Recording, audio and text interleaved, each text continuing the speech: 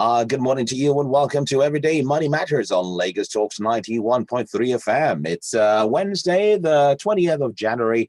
My name is Adu and I'm here with the money team, precisely the finance man himself. Olumide Adeshina is with me. Good morning, Olumide. How are you today? Good morning, Adu. How you doing? I'm doing great, man. Good to have you here. Good to have you here. So Olumide is joining me from Nairametrics, and we are going to take this tour together. And also, Lawretta is in the building. Hello, Lawretta. How are you today? Hi, I'm good. Good morning. Good morning. Good morning. Looking good in red, I see. Yeah, best color. All right, then. All right. So we will be taking a look at your questions, and you can join the conversation by using WhatsApp to get across to us. And let us know what your questions are. The WhatsApp line of the station is still the same, 0809-234-5913, 0809-234-5913. You can also join us with Twitter at Lagos Talks 913.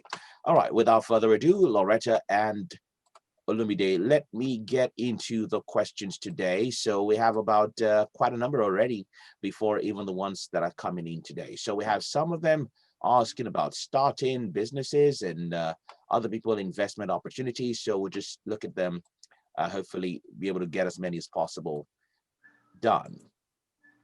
So first question here is, when do you expect the CBN to raise MPR because the inflation rate is getting out of hand? So Okay, let me. who would like to answer that? So inflation rate has actually been getting out of hand. I think it's around 15.75% now. And that is the highest we've seen in about 3 years. So it's pretty high.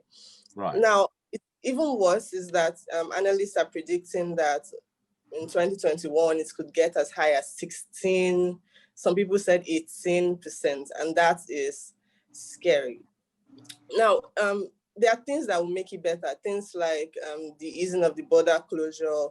Hopefully, the oil market stays stable enough, and we do not have, additional price hikes. But there are still things like the electricity tariff. Things are just a little bit tough right now. And in as much as the CBN can actually increase the MPR rate, there's a lot of it that has to come from operations returning to how they used to be before now.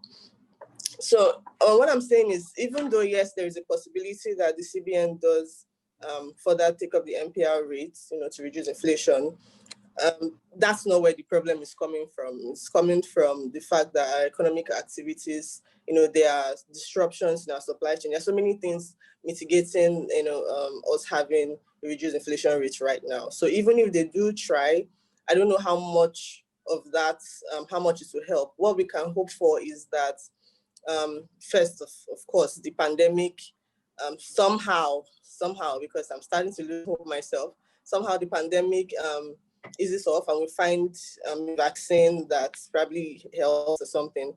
The insecurity on the agri side, if things on that front can also get a little better, we'll see a reduction in inflation rate. But what I can say is, even though it does get high, it would reach a certain peak and start to reduce again. So we can have faith. Yeah. All right, then. Thank you very much, Lawretta, for that. Let's get into some other things now. The questions today kind of seem a little varied, so I would... Okay, so this one is to Ugo Drake, but I'm sure either you or Olumide can answer this. Says, hi, Ugo, I'm new to stocks. Can you simply explain what is earnings per share, price to earnings ratio, and dividend yield? Okay.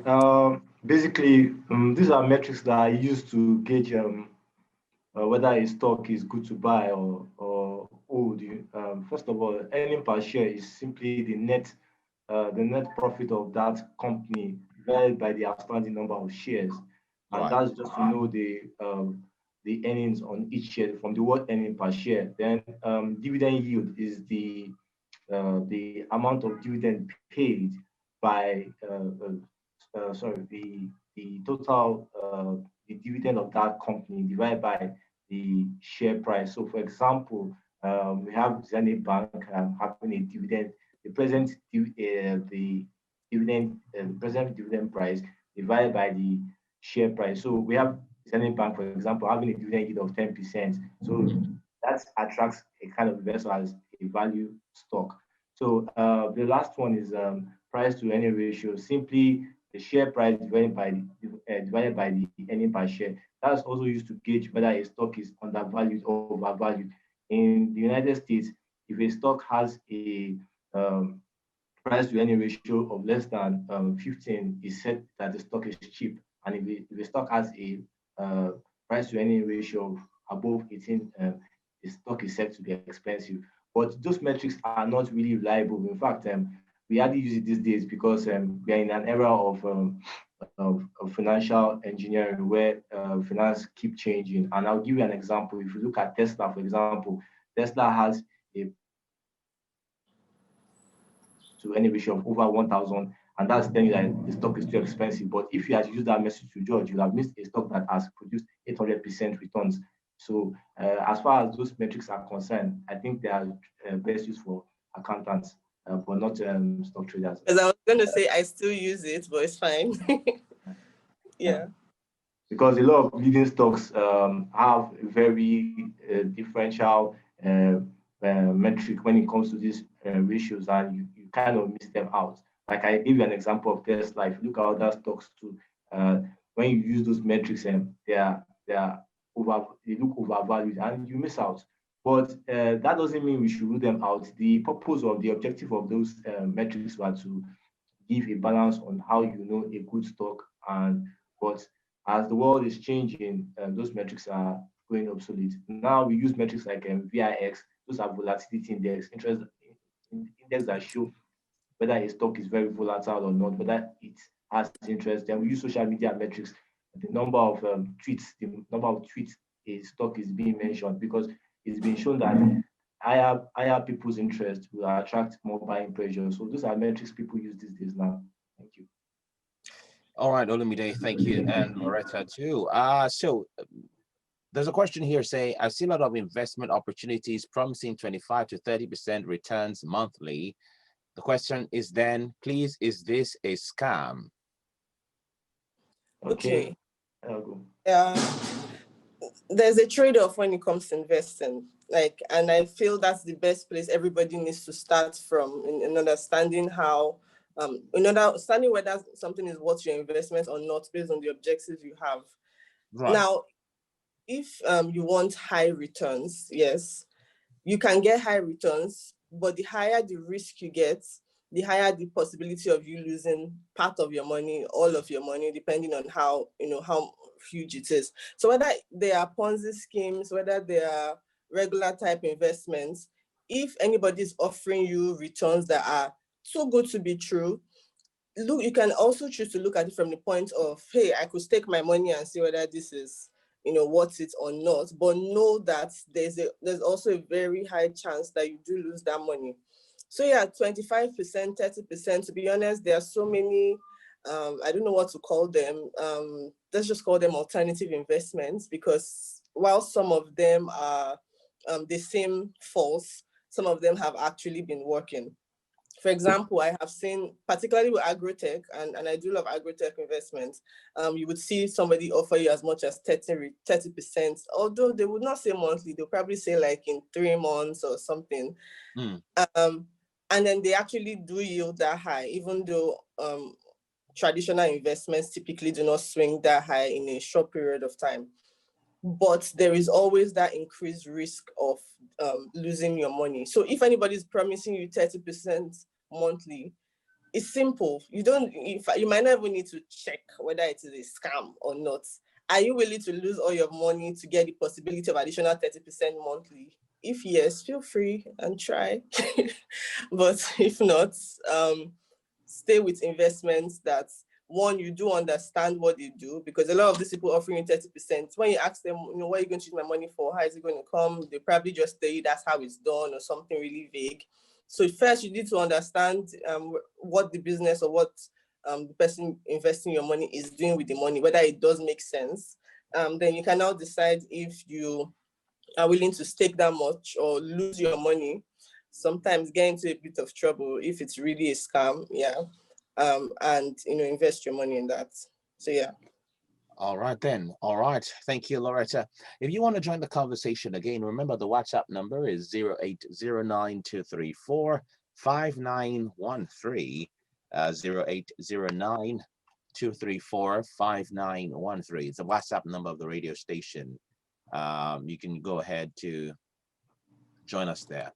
There's a person asking a question here. It says, Sensonics Holdings shares grew by 80.38% in the New York Stock Exchange yesterday. This person is asking, should we expect more growth in the coming days and months? Good question. Such valuation happen rare, but like the U.S. stock market, what makes the U.S. stock market very peculiar is that there are no pegs to upsurge or downward pressure. And you need to understand that because of the market value of that stock, the price volatility tends to go at a very high and very unstable rate. So it's very unpredictable to forecast the futuristic value of that asset. But that's to tell you that there are some very bullish sentiment prevailing on that stock asset. All right then. Let's move on now. A question here again, still about investment, asking what is the difference, or fundamental difference between index funds, mutual funds, and ETFs? Okay, simply from the word index, just a group of asset classes in that particular fund that is being invested. For example, you can decide that you just want to invest in Nigerian stock, and that index will be designed for Nigerian stock. And you can look at other stock asset classes. So it's just a group. Then if you look at ETFs, they are passively managed kind of funds, which are traded by fund managers. So why they are called passively managed is that you don't need to be around monitoring your funds. A fund manager of good expertise will be doing that. And one of the key ways of knowing if a fund manager's rating is to check the track record, the historicals of such asset classes. And we have many investment banks where you can see mutual funds performance. And it also on our metrics, we usually periodically list the best performing mutual fund assets. Then ETFs simply are those that are traded on the exchange market, like the Nigerian Stock Exchange, the New York Stock Exchange. Those are actively managed, meaning that though you can buy them on directly through your phones, just opening a trading account, you have to monitor the upside and downside periodically. So those are the key difference between those three asset classes. Okay, thank you very much, Olumide, for joining us there. Remember again, you can tweet at us on Twitter to also send in your questions. Somebody's asking here, say, hi, Nairametrics. It says, please, what is Nigerian telemedicine or telehealth market worth? Okay. Okay. No, go on. I think short valuation is too early for us to have this kind of valuation yet, but I think it's growing. We have a lot of health tech companies that are springing up on a very record level. In fact, I did my present research after the fintech companies and the healthcare-based startups have a significant upsurge in recent times, and that's due to the fact that a lot of people are seeing the advantage of mixing tech with health. But how big it may be, I think the industry is still very new. It's controlled by already key markets like the one you see in India and the United States, where such market has very strong parameters surrounding it. But I think it's very vague to mention, to give a figure now, but it's still ongoing. Yeah. Okay, so Lawretta, I think you probably would want to answer this one. It says, does dual listing have any effect on local pricing at all? I think, dual listing a company, I guess. Does that Yeah. have an effect on local pricing at all? Well, it depends on the intricacies of both exchanges. So dual listing means, I put my money in Nigerian Stock Exchange, and my company in Nigerian Stock Exchange, and I also put my company in New York Stock Exchange. Mm-hmm. Well, just looking at it, you can tell that the advantage is that you can get people to invest in your company in Nigeria now. You can also get people to invest in your company in New York. However, there will be price differentials because of things like demand and supply on your stock. So there are intricacies of the Nigerian market that is making your price stay at this level of valuation. Things like investor sentiments here and all of that. So there will be price variations from time to time, and none of it is bad. It's still the same as whether you left it only in Nigeria or left it only in New York. It's just based on the investor sentiments of investing in that particular exchange for your company. The prices will be different. Also based on things like the intricacies of the countries itself. So Nigeria has some rules, the way there are some rules, there are some metrics, all of that we have in Nigeria that we probably do not have the same in New York. So there will be price differences. Yeah. Awesome. Yeah, let me add something there. I think from an investor's, I'll give two aspects. From the entrepreneur that is listening, I think it offers him to exposure. The way the Western world, for example, if you list on the London or New York Stock Exchange, the exposure, sentiment, or bias is different from what you see in the local market, and that prevails in why you see a lot of different market price reactions to different macros. For example, the way the Western world reacts to oil prices is a little bit different from the way the Nigerian stock market does.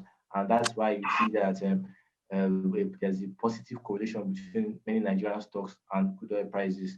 So I think on both ways, it could be a double-edged sword for the investor, at which he can edge the performance of the stock price can be edged, meaning that not just one is not exposed to just one fundamental. But from a trader's perspective, I think a lot of traders like to see dual listing of stocks because it's an opportunity to arbitrage, to practice some kind of trading skills like arbitrage trading, where you can try and make gains on those differentials Lawretta spoke about. So I don't see it as something that is very key in when investors taking listing their companies, but I think it also offers you an opportunity to edge against a single exposure. Okay, thanks a lot for that, Olumide. Yes. Another one here. Sounds very practical. Well, I don't know, but I'm sure you guys will be able to answer this interesting question. It says, is it wise to start a white-collar job with a pay of 80,000 naira, or be a driver with a cab hailing service? I don't want to mention the name. Okay. And I hear they make up to 160,000 naira a month. The question then is, what do I do? Okay. For me, I'll stick with the job that offers better pay, and though like he said the white collar means that has to do with intellectual skills. But one of the things listeners need to understand is that it doesn't a job is the reward of a job has so many metrics. And first, you look at the passion, you look at the skills involved, and you look at the earnings. I think in this regard, earnings play a key role because if you look at the purchasing power of Nigerians, it's very discouraging right now. And in fact, recent statistics shows that we need 6 million jobs every year to keep the working population intact. And if you look at the COVID-19 era, millions of jobs were lost, and basically there are few firms that are producing even a million jobs. So I think on the past, Nigerians will start looking at the value that jobs bring, not really having to do whether it's white collar, blue collar, or both. So the narrative is that sticking with something that gives you consistent and better earning is a fair deal, albeit it may be, the entry level of that job might be low, meaning that if he doesn't improve on his skills or he doesn't make himself more productive, for example, driving, he can decide to upgrade his Google Maps skills, understand driving apps that can make his efficiency level higher. So these are things that he can add on to the ecosystem that will make him relevant, because I tell people that when you're going to blue collar jobs and things like that, always remember that the entry level is low, and it means that a lot of people can displace you out of the.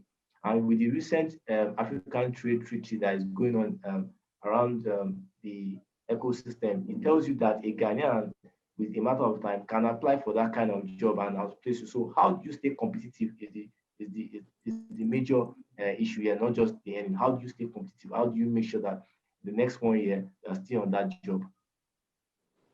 All right, interesting. Lawretta, do you want to add something to that? No, but I have an update for the previous question we answered. Which was that? The one on whether dual listing has an effect on local prices. So Yes. yes, so I just got information from Goodreads that it does have an effect, especially when there's a rally in one exchange. It tends to affect the other exchange. So recently, companies that have been listed on two exchanges have surged. So stocks that have been listed in two exchanges have surged because investors have now seen it as a way to repatriate their monies. Yeah, so I need to clarify that. Okay, thanks a lot. And thanks a lot, Ugodre. I'm sure he's listening from wherever he is. Okay, there's another one here asking about angel investors. Says, I want to know if there are angel or venture investors who invest into startup businesses. Now, the B part of the question is, how can I contact them? If there are, how can I contact them? There are a lot of metrics on that level, based on the fact that if you look at the Nigerian startup ecosystem, in fact, it's one of the most developed in Africa. Don't forget that we have the only African unicorn. That means the only startup that is valued at $1 billion is a Nigerian startup. That's InterSwitch. And if you look at that, that's because there's a growing presence of angel and venture capitalists. There are three ways there are three key ways the listener can access that. First, you can do that through your alumni, meaning that the school you attend, your former employers, or your job history. So if you, for example, you have a strong presence in the financial industry, accessing venture capitals in that regard will not be an issue, because there's always a referral requirement in that regard. Then also, the listener needs to understand that there are also incubator programs that are listed online. So many. In fact, if you look at the recent biggest acquisition in the tech community in West Africa, I'm talking about Paystack, that was acquired by Stripe for $200 million. Those guys applied to Y Combinator and just like online, and they got selected.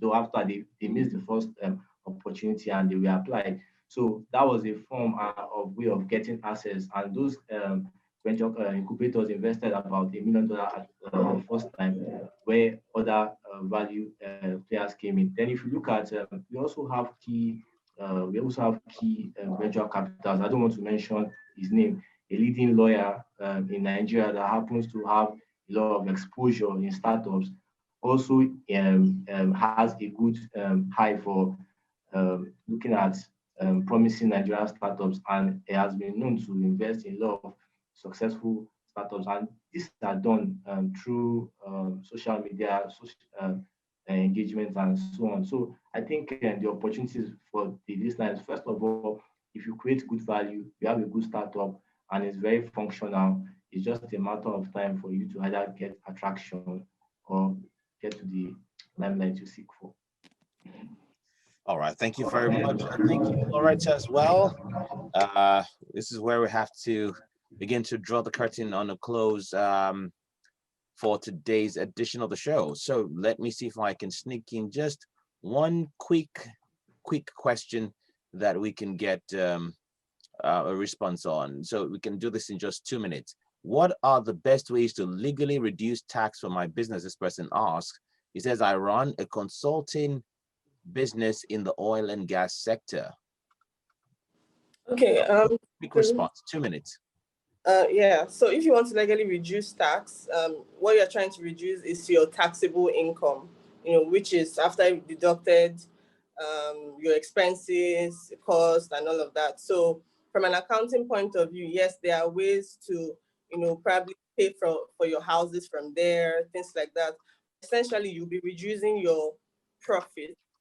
So I don't know, for future reference, it might not be advisable. But what I can say is a good way to do so while also having your money is to invest in retirement savings. So push your money to retirement, then it's not going to be taxed, and you can have your money much later. Yeah.